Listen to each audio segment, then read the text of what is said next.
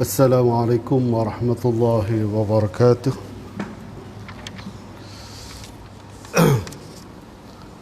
InsyaAllah kita mulakan pengajian kita pada malam ini dengan sama-sama kita memulakan dengan ummul kitab ila hadratin Nabi Mustafa sallallahu alaihi wasallam ila kafatil anbiya wal mursalin wal malaikatil muqarrabin wa ibadillahi salihin khususan ila hadhihi asya'illah al-Fatihah. A'udzu billahi minasyaitonir rajim. Bismillahir rahmanir rahim. Alhamdulillahi rabbil alamin arrahmanir rahim maliki yaumiddin. Iyyaka na'budu wa iyyaka nasta'in. Ihdinas siratal mustaqim. Siratal ladzina an'amta 'alaihim ghairil maghdubi 'alaihim waladdallin. Amin. أعوذ بالله من الشيطان الرجيم. بسم الله الرحمن الرحيم. الحمد لله رب العالمين وبه نستعين على أمور الدنيا والدين والصلاة والسلام على أشرف الأنبياء والمرسلين وعلى آله وأصحابه أجمعين. رب اشرح لي صدري ويسر لي أمري واحلل عقدة من لساني يفقهوا قولي. اللهم رب زدنا علما وارزقنا فهما. Rabbi yasir wa la tu'assir wa tammim bil khair. Yang saya muliakan Al-Fadhil Tuan-Tuan Imam Masjid Bandar Universiti, Tuan-Tuan Bilal, Tuan-Tuan Siak serta pengurusi serta ahli-ahli jawatan kuasa pengurusan Masjid Bandar Universiti, seterusnya Tuan-Tuan guru, ustaz-ustaz, para guru, seterusnya tuan-tuan dan puan-puan, anak-anak, adik-adik, abang-abang, adik-adik serta anak-anak yang dirahmati Allah sekalian. Alhamdulillah. Bersyukur kita kepada Allah Subhanahu wa taala kerana pada malam ini dapat kita diizinkan oleh Allah Subhanahu wa taala untuk menunaikan salat fardu maghrib secara berjamaah walaupun dalam situasi yang perlu kita patuhi peraturannya, SOP-nya, kerana kita masih lagi dalam peringkat pemulihan atau peringkat PPP, mana pemulihan kan, mana insya-Allah dengan usaha yang kita lakukan, yang sama-sama kita jaga diri kita kan, insya-Allah kita diizinkan oleh Allah Subhanahu wa taala untuk kita kalau dapat kembali duduk dalam suasana asal yang tidak menyebabkan jiwa kita resah gelisah. Sekarang ni memang kita rasa tak tenang kan, kerana kita bila kita nak keluar saja rumah, antara perkara yang kita kena fikirkan, ada tak bawa mask penutup muka. Dan kadang-kadang dengan tutup di muka itu, ramai di antara kita berjumpa kawan-kawan pun tak perasan, kerana tengok tak nampak muka, kerana pengenalan kita dah tertutup separuh. Kerana mungkin walaupun kawan, kecuali kawan yang kita rapat-rapat tu, kadang-kadang kita dapat lebih mengenali dia, lebih kalau dia bersuara. Itulah pengalaman yang berlaku pada diri saya lah. Kadang-kadang sekampung jumpa di Pekan Parit, ingat orang luar. Pasal kita kadang-kadang saya kadang-kadang pergi ke, mungkin saya duduk perasan orang Bukit Cupak ke, orang mungkin saya perasan orang Tanjung Dedalu ke, rupa-rupanya orang sedekat dengan kampung saya, Kampung Teluk Manis. Okey. Seperti mana yang saya wawarkan pada bulan lepas, mana pada hari ini kita pergi ke tajuk munakahat, kita melihat tajuk atau pembab yang berkaitan dengan rujuk. Kerana sebelum dulu saya telah flashback, telah ceritakan perkara-perkara yang asas berkaitan dengan pernikahan, akad ataupun kita kata membentuk perkahwinan, membentuk kekeluargaan atau membentuk sebuah rumah tangga yang bermula dengan setelah kita pilih pasangan kita, lepas tu kita berkenan, kita pergi minang-meminang, dan lepas tu berlaku satu upacara ikatan, ijab dan kabul, dan duduklah kita bersama-sama dalam keluarga itu dengan doa yang dibacakan oleh mungkin diri kita sendiri membaca, ataupun dibaca oleh imam, ataupun biru nikah yang mohon kita Allah pertautkan hati kita sebagaimana pertautan hati para nabi dan rasul dan isteri-isteri baginda kan. Maksudlah kita sebut Nabi Adam, Nabi Nuhnya, kita sebut Nabi Yusufnya, Nabi Ayub, Nabi Sulaiman, dan Nabi kita Muhammad sallallahu alaihi wasallam. Mana insya-Allah dah berlaku kan, duduk dalam suasana tenang, damai, dan tapi kadang-kadang tidak semua rumah tangga ni dia berkekalan sehingga akhir hayat. Walaupun permohonan semua yang berkahwin pada dasarnya, walau kebanyakannya, walau mungkin ada sedikit, itu kita tak pasti, tapi yang pastinya semua memohon kepada Allah Subhanahu Wa Taala sebagai jodoh dia dipanjangkan ataupun dikekalkan sehingga akhir hayat. Mana kalau orang dulu dia kata pemisahnya ialah kain papan dia kata papan kubur tu lah. Mana masuk pemisahnya apabila menjadi jenazah ataupun mati, kerana takkan mungkin kalau kita sayang sekalipun, takkan mungkin kita akan ikut suami kita bersama-sama masuk ke dalam liang lahat. Dan kalau ada pun, ada yang minta memang, tapi sepengetahuan sepanjang penghidupan saya tak ada lagi saya dengar lagi perempuan menangis-nangis ataupun suami merayu-rayu supaya dia ditanam bersama dengan kekasihnya, ataupun ditanam bersama isteri ataupun abang dia ataupun sayang dia yang pergi dulu daripada dia. Rata-rata mereka ini faham, maknanya yang pergilah, yang hidup teruskan penghidupan. Tidak, kalau mungkin kalau bersedih pun tempohnya tidaklah berlalu lama, dan kalau terlalu lama pun tidak baik bagi kehidupan. Makna dia menyebabkan berlaku kemurungan dan sebagainya, dan bila berlaku kemurungan perlukan kepada proses dipulihkan kemurungan tersebut. Mungkin masuk unit kaunseling, masuk kaunseling, ataupun kaunseling itu sama ada kaunseling kawan-kawan, adik-beradik, nasihat dan sebagainya. Kalau tak boleh juga kena berjumpa dengan pakar psikiatri, tapi tak ramai sebenarnya. Makna mungkinlah kalau ada berlaku pun sikit-sikit yang mati, yang kahwinnya dalam umur perkahwinan terlalu singkat, tak sangka kan. Makna mungkin mati kerana kemalangan kan, baru kahwin, sedangkan tengah mengandung anak ataupun anak baru sebulan dalam kandungan. Mana mungkin yang itu lebih terasa kesedihannya jika dibandingkan dengan mati yang kita lihat kematian yang disebabkan dengan sakit kan. Isteri sakit, isteri mati kerana ada sakitnya. Mungkin sakit darah tinggi kalau kita orang lelaki, mungkin sakit jantung, mungkin sakit macam-macam jenis sakit kecil manisnya, ataupun gautnya, macam-macam penyakit yang dia apa. Begitu juga dengan perempuan yang juga tidak kurang. Tapi antara perkara yang masyhur kalau mereka ini mati dia usia muda ialah berkaitan dengan barah kan.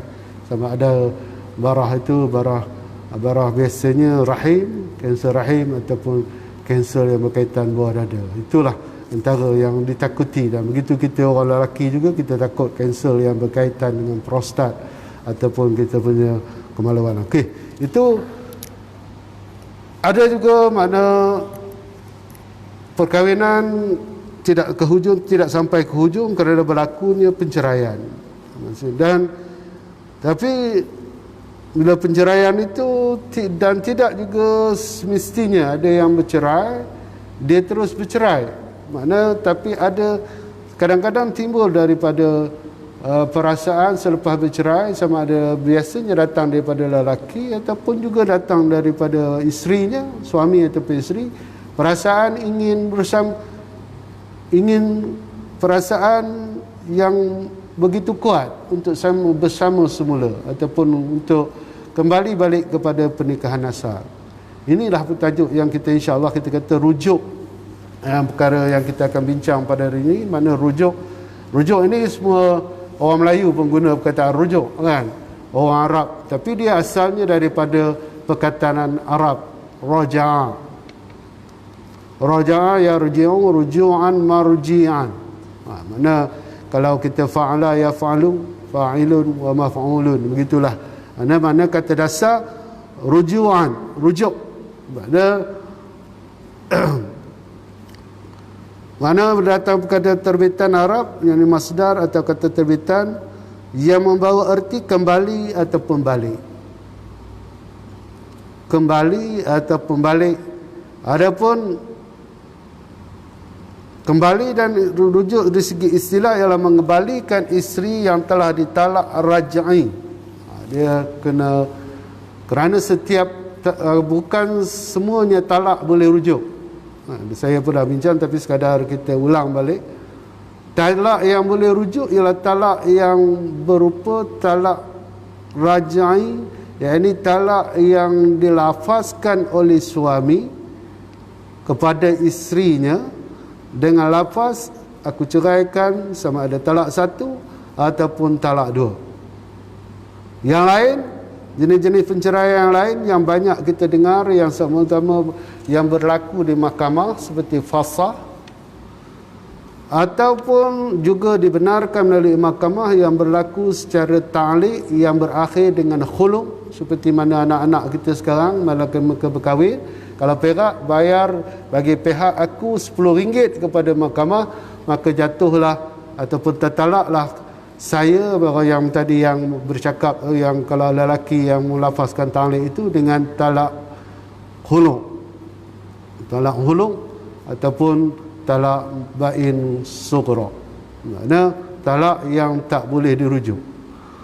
Ataupun mungkin talak juga dilafazkan oleh suami, tapi ketika itu dengan talak 1 juga mungkin dia lafaz talak 1, tapi isterinya dia belum pernah bersama, tidak bersama lagi dengan isterinya. Jarang-jarang berlaku lah kan. Tapi ada berlaku, kalau kami di mahkamah, kami pernah terima seorang suami yang menceraikan isteri dan isterinya belum lagi bersama. Kalau istilah kata kita ialah janda berhias. Makna dia janda tapi masih lagi hiasannya masih ada.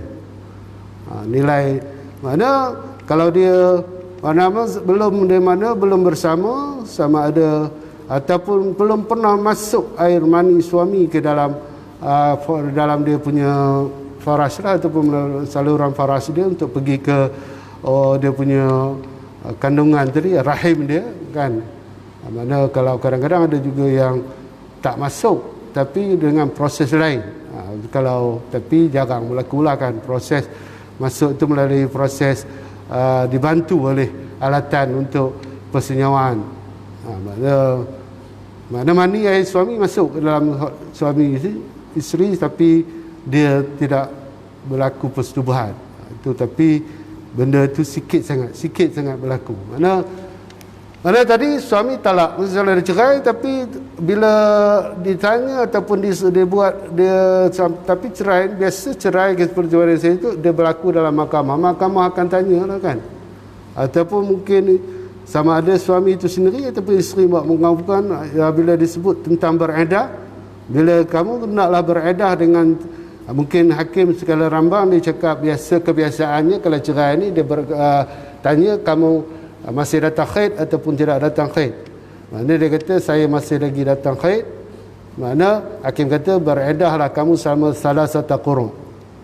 Tapi ketika itu bila sebut beredah 3 kali salah qurun, makna isteri itu dia faham akan kedudukan dia akan argue lah, kita kata akan beritahu kepada hakim yang arif, kami sebenarnya belum lagi pernah bersama dalam perkahwinan ini. Makna saya masih lagi, kalau awak kata saya belum dipersetubuhi oleh suami saya. Makna ketika itu makna talak dia ialah dia tak boleh rujuk. Makna dia, kerana isteri yang ditalak sebelum bersama itu dia tiada mempunyai edah. Okey. Makna yang tak boleh rujuk yang dipanggil bain sughra itu, makna berkaitan dengan fasah, berkaitan dengan talak, yang berkaitan dengan tebus talak, ataupun yang berkaitan dengan lagi yang biasa di mahkamah ni ialah berkaitan dengan yang cerai kerana li'an dan sebagainya, iaitu sebenarnya maknanya ini bermakna yang boleh rujuk ialah apabila suami telah menceraikan isteri dia dengan lafaz sama ada aku ceraikan kamu dengan talak 1 atau kali pertama, ataupun ada juga yang mencerai tapi talak 1 tapi bagi dia ialah kali kedua, ataupun yang mungkin juga yang mengatakan talak 2 terus, dia terus beri talak 2, maknanya dia tak ambil 1 kan. Okey. Rujuk dari segi istilah syarak ialah mengembalikan isteri yang telah ditalak raj'i bukan bain kepada perkahwinan asal sebagai isteri sepenuhnya di dalam iddah dan dengan syarat-syarat tertentu. Mana syarat rujuk juga ditambah mesti ketika masih dia bereddah ataupun dalam iddah lah, cakap mudahnya, ketika dia masih bereddah. Kerana itu bila mahkamah dia akan tanya, ketika awak cerai ni suci ke tidak suci? Kalau suci, senang dia record kes cerai dengan satu masa dia bercerai itu suci. Mungkin suci dia itu berlaku mungkin ada masa, mungkin panjang, mungkin juga ada yang mungkin 13 hari, ada yang 12 hari, tapi walau mana ada yang terlalu pendek. Mungkin selepas masa dia cerai suci, tapi mungkin keluar dia daripada mahkamah ataupun sejam 2 jam lepas itu dia datang haid. Maknanya dia juga dikira telah, bagi perempuan tersebut telah dikira satu kali suci. Lepas itu dia haid, kan? Lepas dia haid, dia mungkin masa suci haid 15 hari ataupun panjang lagi 21 hari ya, tengok keadaan, tengok perempuan itulah kan. Tapi kerana panjang-panjang haid ialah 15 hari. Mana itu panjangnya, lebih daripada itu dia tidak dipanggil haid lagi, tapi dia panggil darah istikhalah, darah penyakit. Mana selepas 21 hari ataupun mungkin berapa 25, 23, 24 hari dia datang haid semula. Bila haid semula, lepas itu haid pula dia tak lama pula, contohnya kan, mungkin dia haid 1 malam 2 malam dia suci. Mana dia masuk suci yang kedua. Lepas itu dia haid yang mana yang pertama tadi suci haid, suci kedua, haid yang kedua, lepas itu dia suci, maka suci di situ, habis je suci itu, masuk je haid ketiga, maka habislah iddahnya. Kerana itu makna dari segi talak badai, apabila seorang lelaki itu menceraikan isterinya ketika dalam haid, makna boleh menyebabkan masa iddahnya menjadi panjang. Itulah antara hikmah tidak dibenarkan menceraikan isteri ketika dia dalam haid. Tapi berlaku tak berlaku haid, berlaku tak berlaku cerai, berlaku cerai. Kita tak kira lah isteri haid ke, isteri mengandung ke, isteri apa pun, mana cerai tidak berlaku. Cuma kalau mengandung, waktu bereddah dia agak panjang. Mana bereddah dia agak panjang. Kalau dia mengandung itu dia baru sebulan, mana eddahnya mungkin sampai ruang untuk suami untuk rujuk semula itu mungkin sampai 7 bulan lebih, kerana sebulan kan. Kerana Ghalib dia melahirkan anak ialah 9 bulan. Kalau bagaimana pula kalau berlaku dia mengandung dalam keadaan dia dah mengandung dalam kiraan 8 bulan 15 hari ataupun 18 bulan 28 hari. Lepas itu elok je lepas bercerai, maka dia pun mana dia mungkin 2 hari, sehari 2 lepas bercerai dia bersalin, melahirkan anak. Mana melahirkan anak sama kalau yang tadi yang contoh saya beritahu melahirkan anak, maka bila dia lahirkan anak, maka habislah iddah dia dengan suami dia.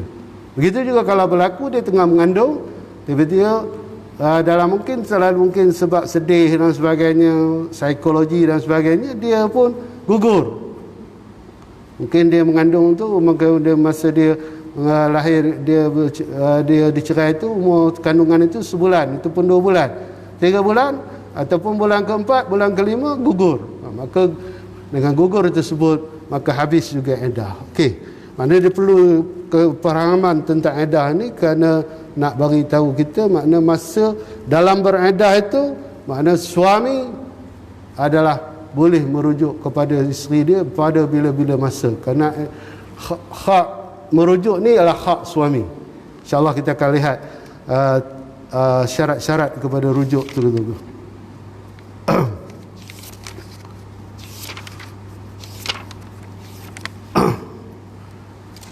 Penceraian dan rujuk ni saya dah tegang, mana abghadul halal ila Allah talak, mana perkara yang paling dibenci oleh Allah ialah talak. Mana memang kita pun kerana itu, walaupun kadang-kadang kita dengar banyak orang berfikirkan mahkamah mudah benar nak bagi orang bercerai. Perlu diingat proses penceraian sebelum pergi mahkamah itu memang pasangan ni telah diberitahu kamu boleh kena pergi dulu. Kalau kamu sayangkan kepada kahwin kamu, kamu pergi kena melalui proses yang sama ada hakam dan antara pihak keluarga, lantiklah hakam dalam keluarga kamu, ataupun kamu pergi ke Jabatan Agama, pejabat agama Seri Iskandar untuk melalui proses kaunseling. Bila sampai ke mahkamah tu, bagi kita dah memang pihak ni dah memang datang tu memang tujuannya kalau boleh hari daftar tu hari yang sama, daftar hari yang sama, cerai hari yang sama. Itu kehendak dia kalau boleh kan. Tapi kadang-kadang kita tak dapat nak memberikan kebenaran itu kerana faktor kita lah, jadual waktu dalam mahkamah dan sebagainya, tempoh sebutan kita pun ada kaitan. Tapi kadang-kadang ada juga yang kalau dia datang bercerai dah siap dengan dia punya penyataan dan sebagainya, dia datang pula dengan suami isteri dan memang sungguh-sungguh dah. Kita tanya, cik betul mana betul-betul kalau nak bercerai ni memang tak ada dah berapa usaha dah kami buat, maka kami nak bercerai. Maka kita pun mahkamah kebetulan jadual pula ada kekosongan, maka ada kosongan hakim pun. Kalau kita peringkat pendaftar ni kita calling hakim baca yang arif, macam mana pihak ni nak boleh tuan sedia ke untuk dengar. Dia kata kalau dah semuanya bersedia, maka mahkamah pun sedialah mendengar. Itu kadang-kadang kita dapat mana hari ada orang yang dia datang ke mahkamah satu hari je, mana datang daftar dan pada hari yang sama didengar, mahkamah membenarkan, mana hakim mendengar lapas cerai daripada pihak suami. Tapi sebelum itu memang dah berlakulah mereka dah cuba akhirnya ayatnya kami tak ada kalau kami pergi kaunseling ke mana sekalipun, keputusan kami ialah nak bercerai. Mana kerana itu kita pun fikir jugalah kalau kita biarkan pun kadang-kadang menjadi kemudaratan dan sebagainya. Kadang-kadang suami ni dia geram sangat, mahkamah ni nyusahkan, dia pun tinggalkan begitu. Dia tak nak memberi kerjasama, akhirnya membawa kepayahan pula bagi wanita daripada permohonan cerai biasa menjadi permohonan fasah dan sebagainya yang menyebabkan bicara dan sebagainya, dan suami pula tak memberi kerjasama. Bila tak ada kerjasama, kes paksa ditangguh. Bila tangguh menyebabkan belanja pihak perempuan dahlah susah, bertambah susah, suami dah tak ambil tahu dan sebagainya. Akhirnya kalau mereka dah datang, kita cuma tulis ajak suami ini untuk menentukan apa perkara yang terbaik yang berlaku selepas penceraian. Misalnya ceritalah tentang anaknya ada berapa nafkah anak, kos masa untuk melawat anak, kebenaran sama ada bagaimana proses kebenaran kalau suami dah malah bila dah bercerai tak ada boleh bersama, nak tengok anak di mana nak jumpa anak, itu semua proses-proses itu kalau berlaku juga dalam proses majlis suluh yang diadakan oleh mahkamah. Okey.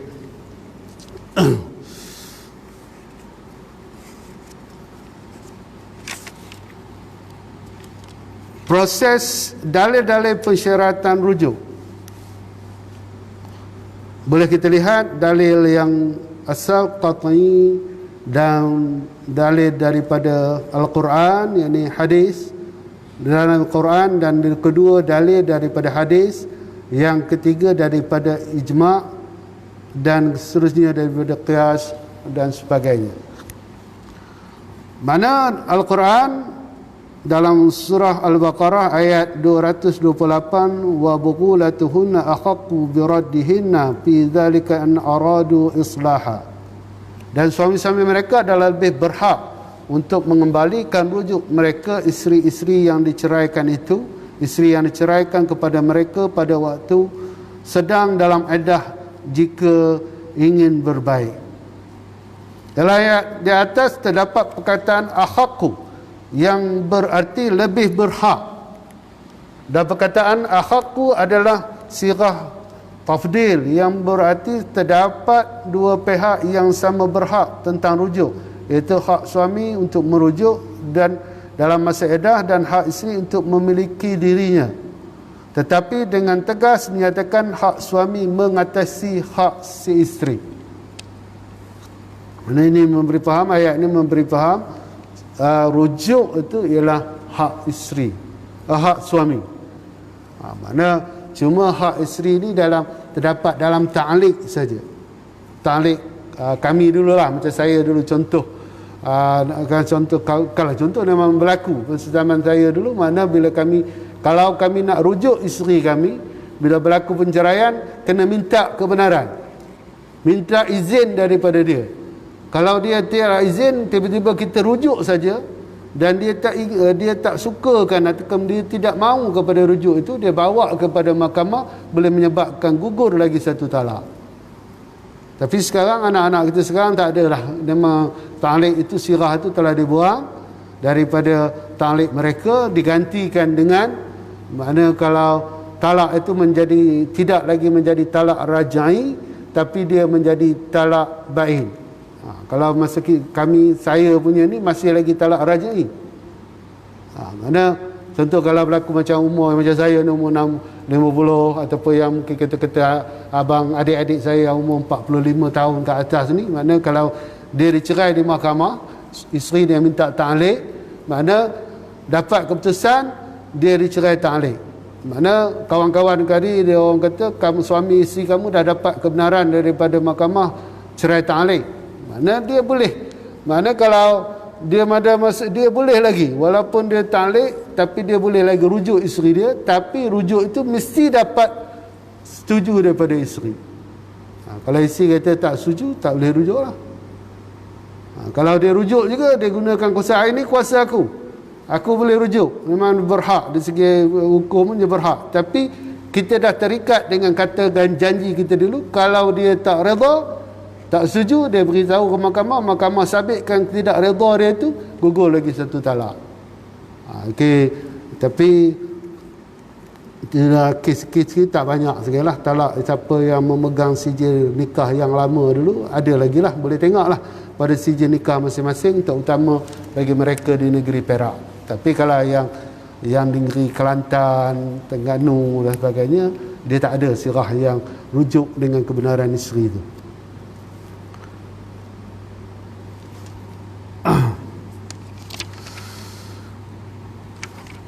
Tetapi adalah sunat bagi suami melakukan rujuk apabila ia bermaksud islah, bergaul dengan baik dan menghindari tingkah laku yang menyakiti isteri. Apabila rujuk itu dilakukan untuk memudaratkan pihak isteri, maka rujuk adalah haram. Mana berdasarkan dalil wala tumsikuhunna dhiraran lita'tadu wa may yaf'al dzalika faqad zalama nafsah. Janganlah kamu rujuk kepada mereka untuk menyakiti, menyusahkan mereka. Dengan itu kamu akan melanggar ketentuan Allah terhadap wanita, dan siapa yang melakukan demikian itu, maka sesungguhnya ia menginai dirinya sendiri.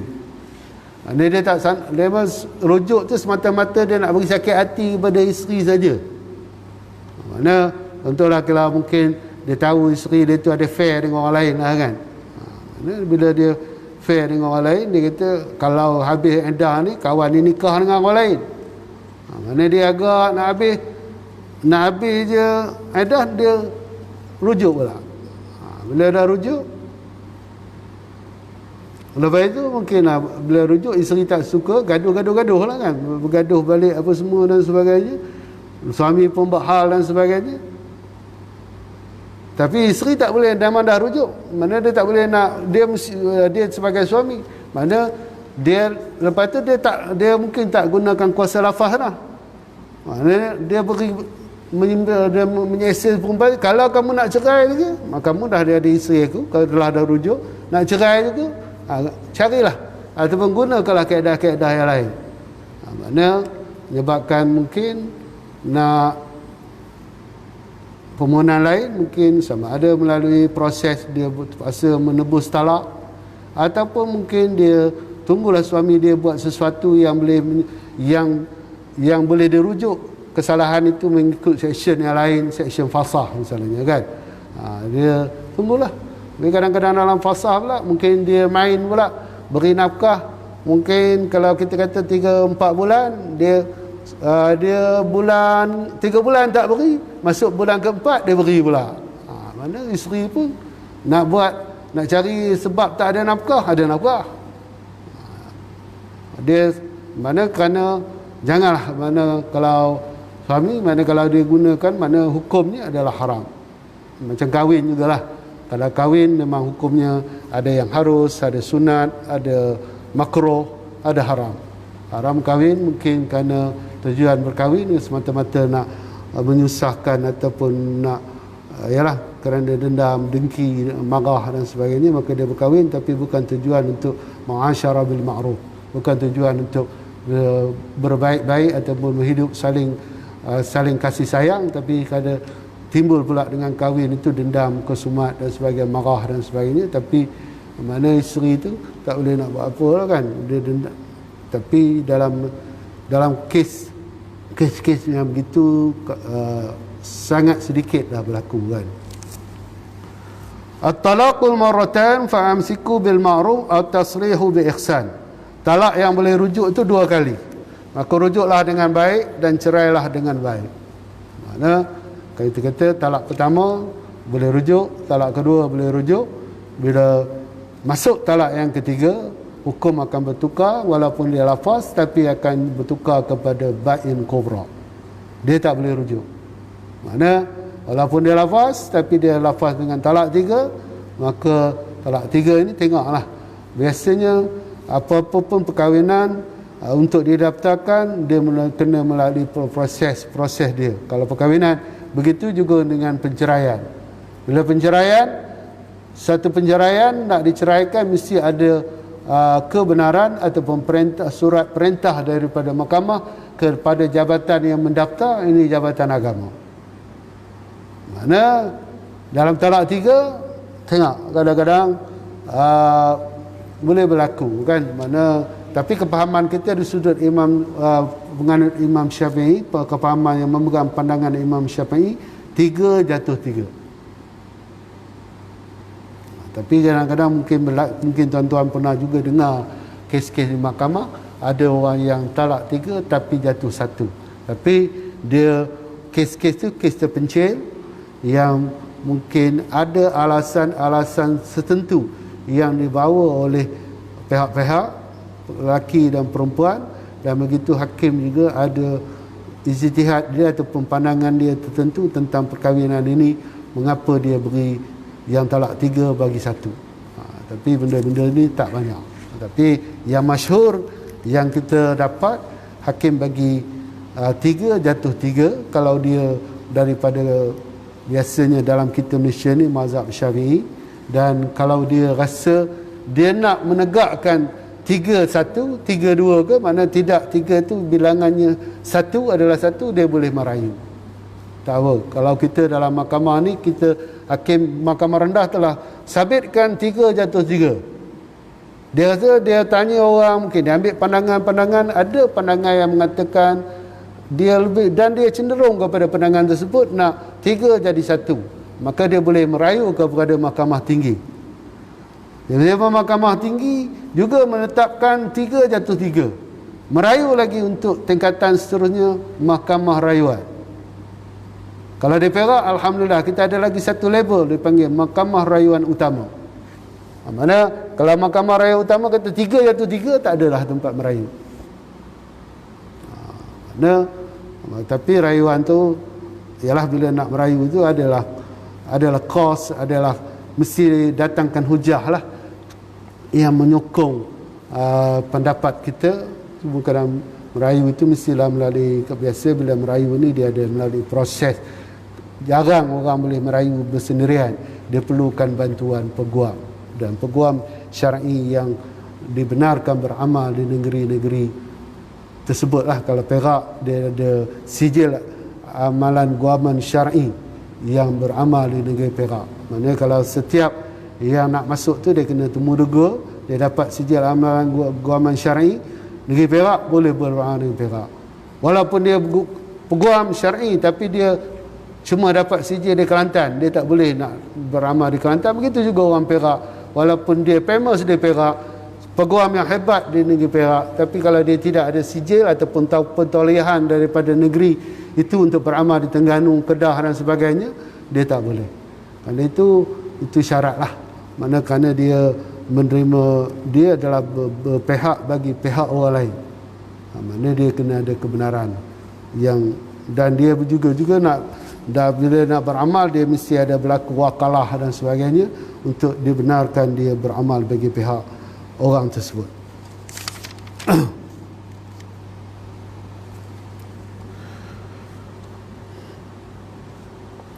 Dan dari dalil daripada hadis daripada Ibnu Umar Ar-Razi radhiyallahu anhu, sesungguhnya tatkala beliau mencerai istrinya dalam masa haid, lalu baginda berkata kepada Umar bapanya, suruhlah dia anak engkau supaya ia rujuk balik kepada isterinya. Makna ini menyebutkan bila seorang tu melafazkan cerai, makna dia boleh merujuk.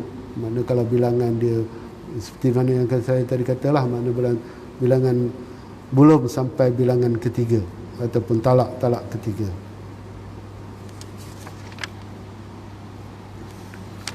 Okey, sebelum kalau nak teruskan kepada tajuk rukun rujuk, mungkin masa begitu kita kena berhenti untuk sebelum solat Isyak, dan cuma saya bacakan sikit rukun kepada rujuk itu. Pertama, al-murtaji', yang merujuk, iaitu suami.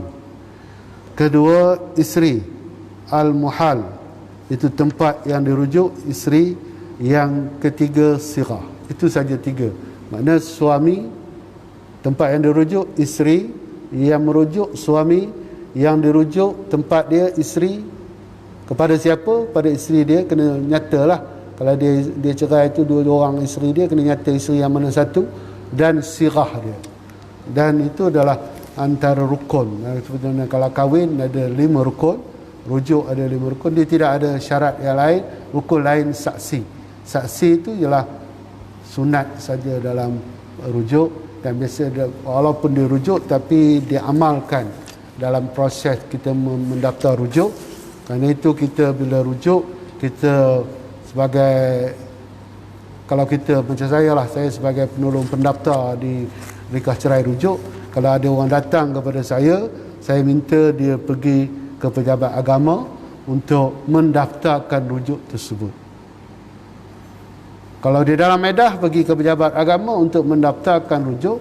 Tapi kalau dia dah selepas masa edah, tapi dia mendakwa dia telah rujuk dengan isteri dia, dia mendakwa. Mungkin orang kata, orang tahu dia bercerai, tapi orang tak tahu bila masa dia rujuk. Bila orang datang, orang kata, awak ni bukan dah bercerai. Ya, saya dah bercerai, tapi saya dah rujuk semula. Tapi bila orang kata, daftar tak? Tak daftar. Bila tak daftar, dia kembali proses itu ke mahkamah. Dia kata kena buatkan pengesahan rujuk. Buat pengesahan rujuk, dan hakim akan tanya bila masa dia rujuk, dan rujuk itu akan direkodkan ke backdated lah. Kalau dia rujuk itu mungkin seminggu selepas dia bercerai, maka tarikh itu yang diguna. Walaupun dia mendaftar itu mungkin kadang-kadang ada yang berlaku di mahkamah dah 3 tahun dah kan bercerai. Mengapa dia nak rujuk? Kerana dia nakkan saja rujuk. Kerana bila dia nakkan mengisi satu-satu barang, dia kena nyatakan status dia suami isteri. Bila suami isteri, yang ada pada dia surat cerai. Macam mana nak nyatakan surat resmi? Kerana dia kata kami orang tahu dah bercerai. Dia pun surat cerai pun tak ambil pun dekat pejabat agama, tapi rekodnya ada. Ataupun kalau dia pergi pejabat agama ada surat cerai, dan tapi dia kata kami suami isteri, kami dah rujuk lah. Mungkin kami lepas bercerai-cerai 2 bulan ataupun sebulan lepas itu kami rujuk. Tapi kami tak ada bukti. Bila tak ada bukti, pembuktian mestilah dibuat dalam mahkamah. Mana biasanya perkara ini dia berkaitan dengan kesanggupan dia bersumpah yamin istizhar di depan mahkamah. Dan bila dia beryamin dan istizhar, walaupun dia tidak ada saksi, biasa yamin istizhar itu akan diterima oleh hakim. Apa-apa yang berlaku selepas itu berkaitan dengan hukum hakam dan sebagainya ditanggung oleh sendiri. Kerana dalam yamin itu pun menyatakan laknat Allah lah ke atas diriku kalau aku berdusta. Saya rasa cukup untuk malam ini. InsyaAllah kalau ada masa kita sambung untuk tajuk seterusnya, syarat-syarat kepada rujuk. Wabillahi taufiq wal hidayah. Assalamualaikum warahmatullahi wabarakatuh. A'udzubillahi minasyaitonirrajim. Bismillahirrahmanirrahim. Alhamdulillahirabbil alamin wassalatu wassalamu ala asyrafil anbiya'i wal mursalin wa ala alihi wa sahbihi ajmain. Allahumma arhamna bil Qur'an waj'alhu lana imaman wa nuran wa hudan wa rahmah. Rabbana hab lana min azwajina wa dhurriyyatina qurrata a'yun waj'alna lil muttaqina imama. Sallallahu alaihi wasallam Muhammadin walhamdulillahi rabbil alamin. Taqabbalallahu minkum.